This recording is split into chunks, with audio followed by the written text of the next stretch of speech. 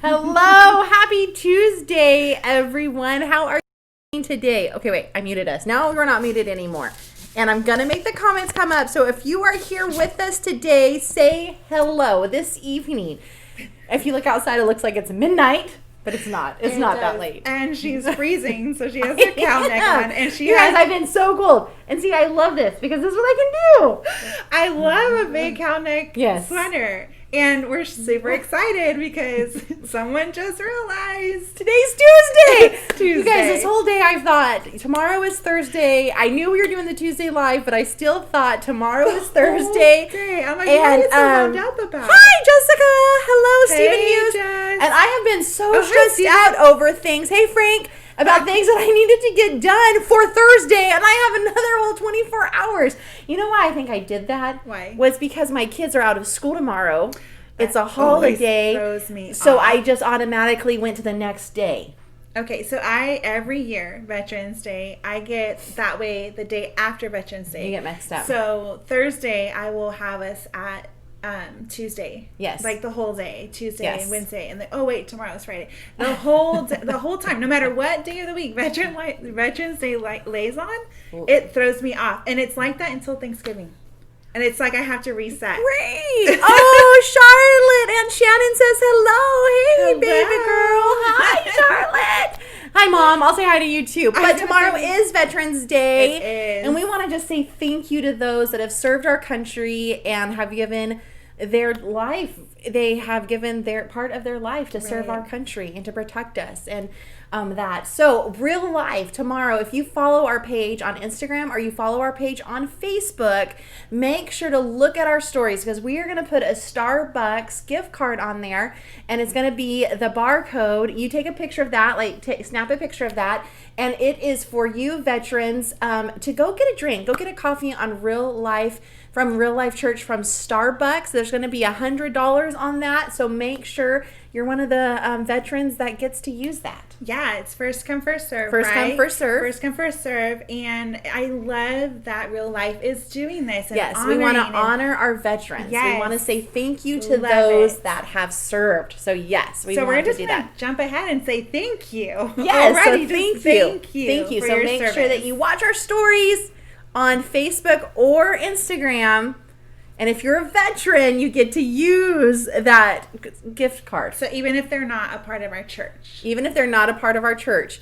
Jump on and use that card. So they just take a screenshot and then they take that and they show and there'll be a barcode, and you just give that to the barista when you're checking out. They'll scan it. And have your coffee on us. Nice. Have your espresso. Have your lemonade, your tea, whatever you want. Steamed milk. You can have steamed milk on us. Hey, Dovey, how are you? We've been missing you. Oh, hi, guys. My favorite is London Fog. That is my favorite. If you guys have never had a London Fog, you can get it anywhere. But they do have them at Starbucks also, and it is an Earl Grey tea with milk, which I choose almond or oat milk, and then vanilla. Oh my gosh. Oat milk is so good. Coffee. Yes. But she was no just Starbucks there, Frank. I'm sorry, but we do appreciate the time that you serving our country. Yes, thank you. I'm sorry. There's no Starbucks there. Do you want to tell them what you keep in your cup during the winter? What do I keep in my cup? You guys, hot water. Hot water. I drink hot water. Dude, you guys, I cannot, from now until February, I will not be warm. Unless, I'm in the shower. I get really cool too. Yeah, I'm going to be freezing. So cold water makes me even more cold. So I use tempered, warm water. Right. And I drink that. Even in a restaurant, I will not get a glass of iced water. I will get a mug of warm water. Oh, see. I'm still ice water. I don't like being cold. No. I love the cold weather. I don't like being cold, but I love my ice water. Yes, Jessica had a London Fog this morning. It's so good. Dovey, we get to see you Thursday night. Yay, we've been missing you. For you guys, Dovey, what she said, she'll be at Bible study. We have our Real Women small group that meets Thursdays every other week. And we love to talk, you guys. We love to visit. We love to talk. Yes, we even made a little bit of a time for our official time. Our guys have their small group too, but I really doubt the guys' Real Men has as much fun as the Real Women. Yeah, probably not. I don't think so. No. Be commenting soon. But we hope that you guys are staying warm. I am, because I'm in my sweater and I can just hide and go and get warm. I had to run out to the car and I came in and I was like, oh, it is so cold. I was like, what is wrong with you? She's like, it's so cold outside. And you guys, this is my favorite sweater too because of this. I need like 10 of these in different colors. Cute. Yeah. Really cute. Because you can just hide in it. Just call me Turtle. All right. Yes, on the ice water. Jessica, ice water is way better. No, you guys. During the wintertime, get warm water. Ice warm water is way better. Yes, Steven, Jess, you guys already know. So you guys are going to think that I'm drinking coffee during the winter, but it's not. I asked her, why not just make it a tea? But you're like, no tea, just like lemon, right? Yeah, I'll add some lemon. I'll add some lemon. I like hot teas. I still got to get my gallon of water. How many of you guys drink a gallon of water a day? Because you're supposed to do that. It keeps your skin looking fresh. I had this. So since I was 19 years old, I have drank a gallon of water a day because my nutritionist teacher in college, at Bakersfield College, she was like, oh, her skin, and she was like 65, 70, and I was like, first you're that age and your skin looks that remarkable. I was just like, what? And she said it was because she drank a gallon of water a day. So I was like, I need a gallon of water. Yes, I would rather be cold than 115 also. Yes, because you can snuggle and you can put on blankets. It was 15 degrees, Frank. That is crazy. Hot lemon water. Yes, you guys, that's where it's at. Hot lemon water. You guys, just try it. Yes, it's good. I'm just saying. RJ, hot water in summer is not good. No, that is not good. Unless you're making some tea. Judy. That's where I got it. Judy Leonard. Judy. Hot water in summer unless you're drinking from a garden hose. All right, you guys. So we are going to jump into our new series. So we finished Meals with Jesus. Oh my goodness. And it was such an amazing time. I actually was coming and I'm like, she's not feeding me today. I did feed her kids though. I did feed her kids. Her kids were here. They were hanging out with my kids. So I did feed your kids. Yes, but I'm like, I'm not going to lie, I ordered pizza. But where's the food? Tonight we're starting a new series, Kings of the Bible, and we're going to take a look at those that were kings of the Bible, a little bit about their lives. And December, we're going to end with King Nebuchadnezzar. No, we're going to end with King Baby Jesus. We're going to at Christmas, you guys, we celebrate the birth of our King Jesus. And that is what we're going to end with. But right now tonight, we're going to kick off with King Saul. He was the very first king in Israel history. You can check him out in 1 Samuel. Mm-hmm. And you guys, so at that time, Israel was being led pretty much by God and priests, by God's prophets. And that is what, by the high priest, and that's what they were doing, and that's who they were going to. And the priest, the prophet, they would go to God, they would get guidance from God, and then go back to the people. Well, the people looked around at the other countries, and like people do, they want to be like other people, right? They don't want to be left out, they don't want to be different. And they were like, hey, these other countries have a king. Why don't we have a king? Why are we left without a king? And so they murmured, and they got upset, and finally God was like, okay, if you want a king, go ahead and have a king. But here's the thing. They were taking themselves from being under God's guidance, God's rules, and going under a man.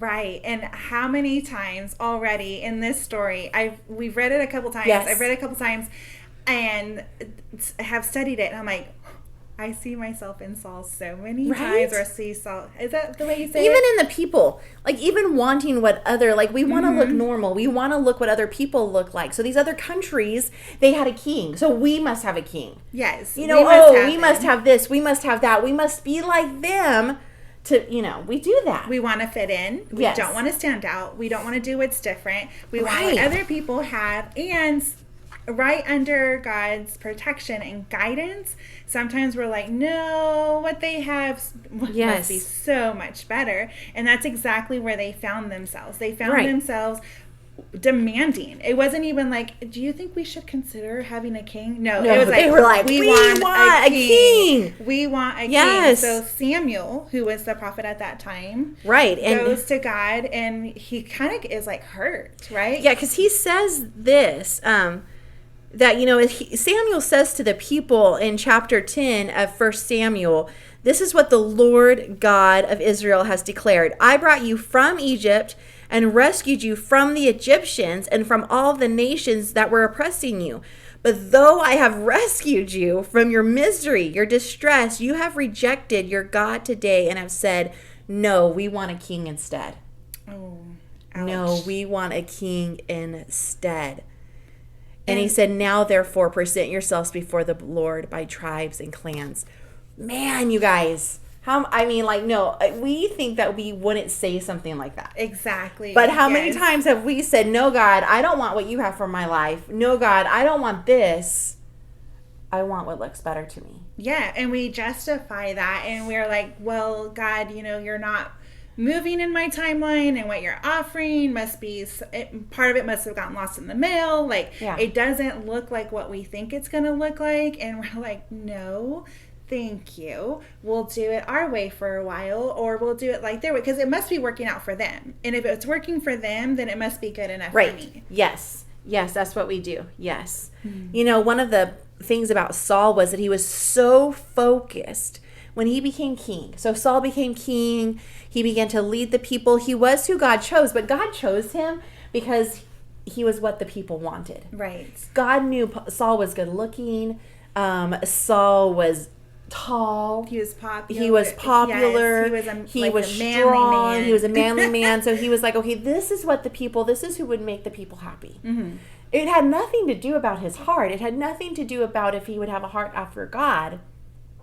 It was all about what the people were going to accept. It was almost kind of like, you can correct me, but it's almost kind of like God allowed them to have what they asked for, so they could see what they were asking for was not of God. Really? Yeah. Sometimes God does that, doesn't he? Yes. He lets us have what we want. Yes. And the moment I realized that in my own life, I started thanking God daily for the no's he had said. I got to a point in my life where I was like, okay, God, I've asked for this, I've tried this, I've done this, and I keep trying and fumbling and doing, and I'm like, you know what? I'm just, whatever you want. And not that I'm doing it perfect, but I just got to a point where I was like the Israelites and just like, okay, I want. Yeah. And now God, okay, you give, I will accept. And then about a season later, I looked back at the things I had asked for, and I think, God, that he did not give it to me. Like, God, it's hard. Thank you for the doors that were closed. Well, we're so limited in what we can see. Mm-hmm. We're so limited. I know we've talked about this,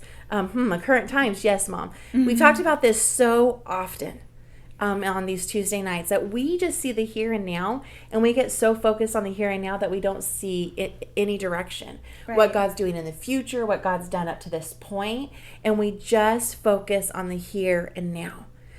Saul never stopped to ask God, how do I lead these people? How, you've appointed me a king. These are your people. Like, I'm the first king in Israel's history. He knew God. Mm-hmm. He knew how they were to serve him. He knew. I mean, it wasn't like he was ignorant to that. No, and I love in chapter 13 where he's even preparing and getting ready for battle, and he knows how to go through the motions. Right. He knows what to say and what to do. And Samuel actually told him, like go ahead on ahead and wait for me. That was instructions. Right. Wait for me, because he was bringing the advice. He was bringing what God was wanting them to do.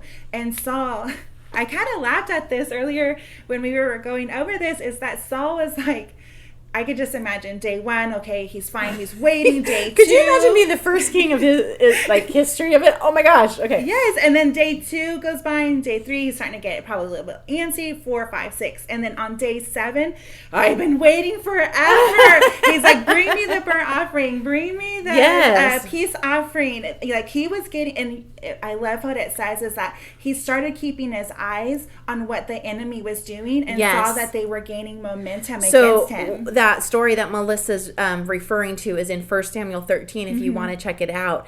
But it says that Saul blew the ram's horn, and he said, Hebrews, hear this, rise up, let's go.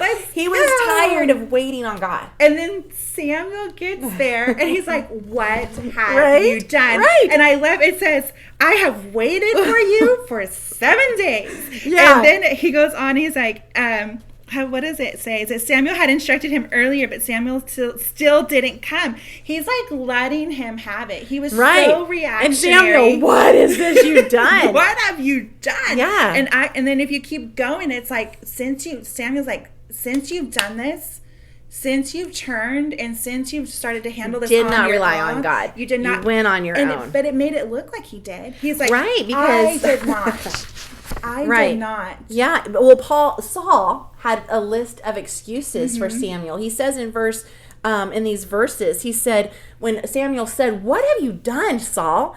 He says, "I saw my men scattering from me, and you didn't arrive." Right. So what are you saying? This is on you, Samuel. When you said you would, and the Philistines are at Michmash, ready for battle. So I said, the Philistines are ready to march against us at Gilgal, and I haven't even asked for the Lord's help. So I felt compelled to offer the burnt offerings. You guys, he got so impatient because his eyes were on the people. Never once did Saul take his eyes. Hi, Emilio. Hi, Dad. Never once did Saul look at God, ask God for guidance, but he kept his eyes on the people. Don't you know at this moment it was true panic? Because if he would have failed at this moment, being the first king, being his first battle, what are the people going to think? What are the people going to say? Instead of relying on God, allowing God to lead him, allowing God to guide him, he panicked. He did. And when he panicked, he went from being impatient to being self-centered to being reactionary. He went through the motions, and then when that didn't work for him, now we have him blaming. Right. We have him blaming Samuel for not being where, and he's like, well, I did my part. I haven't asked God for help yet, so now I'm going to ask God for help. I'm not going to listen to what he has to say. Just want to check that off my list, and then I'm going to go right back to doing nothing about a relationship. Nothing. It was just emptiness. Right. Just well, it was words. religion. Friday night, there was a youth event that I was at, and the speaker, Cody Johnson, said this. He said,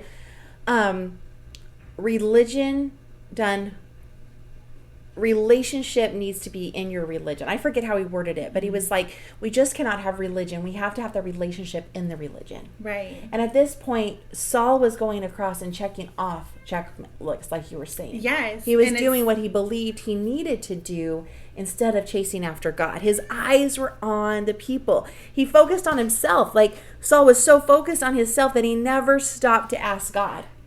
Can I share a really quick funny story about this?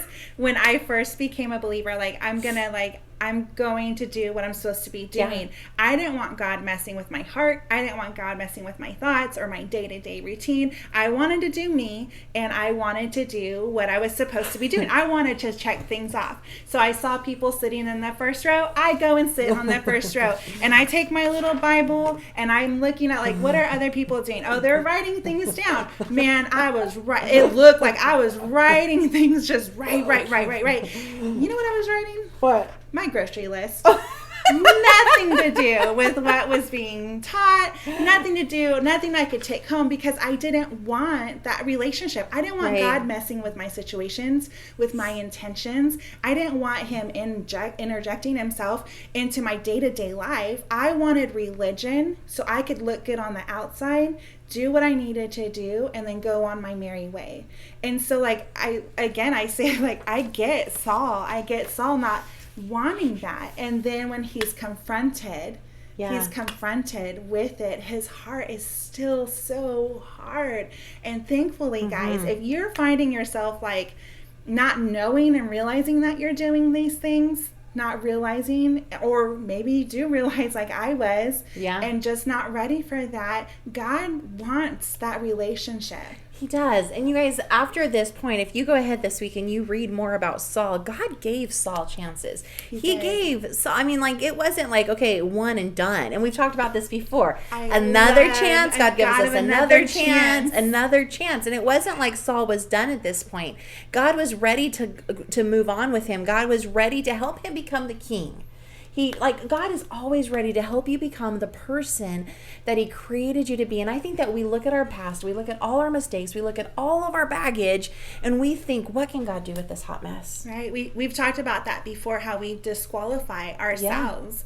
It would be easy for any of us to say, this is what I used to do, so this is what I will always do. Yeah. But God's not limited. He's not. And your struggles do not define God. They don't. And I had a really rough Monday, and I think I was telling Shannon, like, God was not thrown off the throne because, you know, this came to a shock at me, or I blew it. That's what it was. I blew it big time with my kids, and I was just like, I blew it. And I'm like, but God was not thrown off the throne by me blowing That's what she kept saying. She's like, God's not thrown off the throne by this. Yeah, I'm like, God's not off his throne, Shannon. Amen. I'm like, preach it. Yes, God is not off his throne. I needed to know. I needed to remember. I needed that. And sometimes that's what it takes, guys. It needs, we need to dig into the word. We need to know who God is, and we need to know all of what he has to offer us and what he's willing to walk through our lives with us, and that's everything. There's not one part. I love how, like,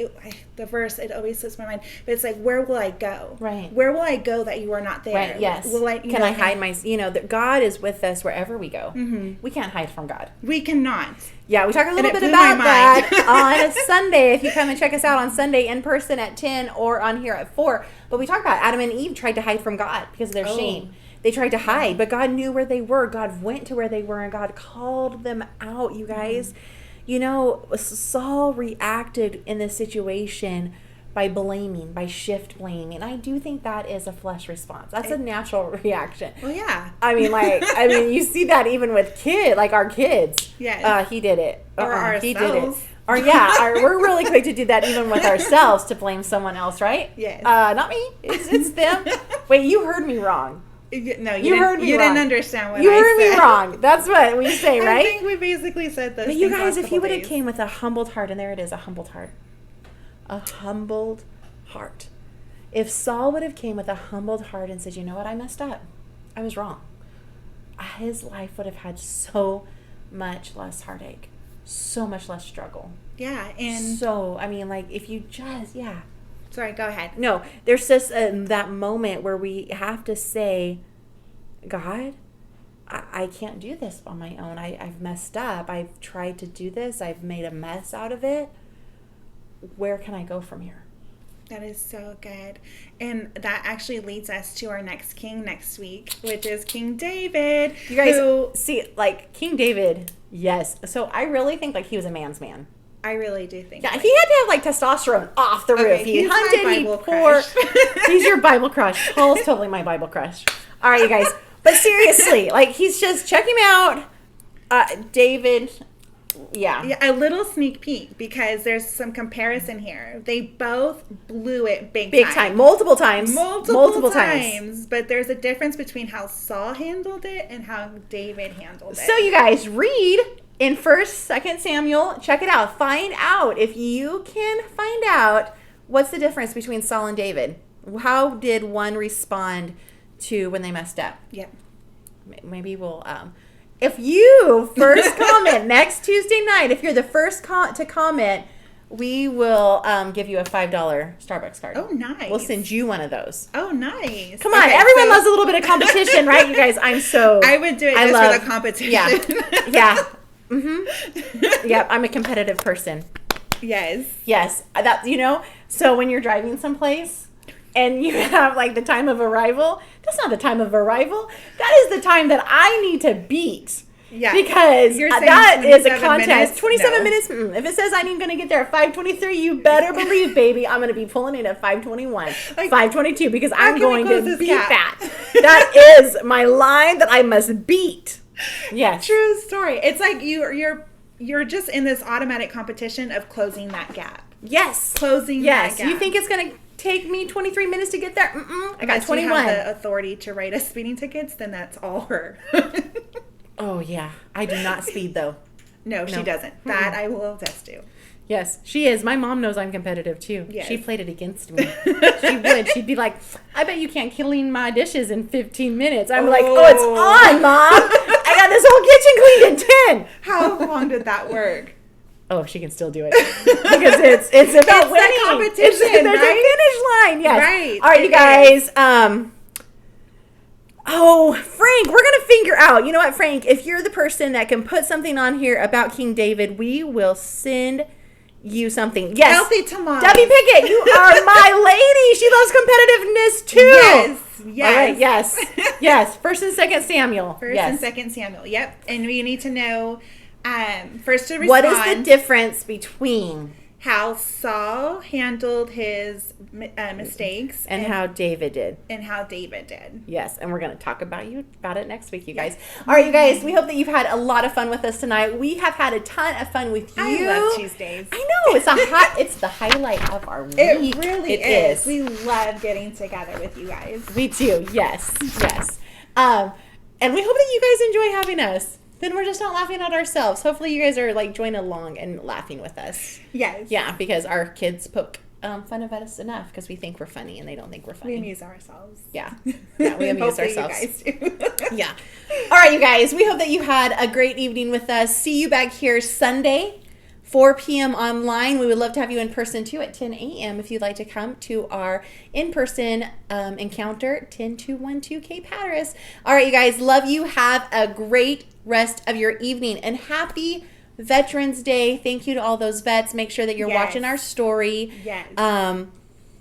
To get that gift from us. Yeah, thank you. And Debbie, thank you. We love having you on here with us. All right, you guys. We love you all. Bye.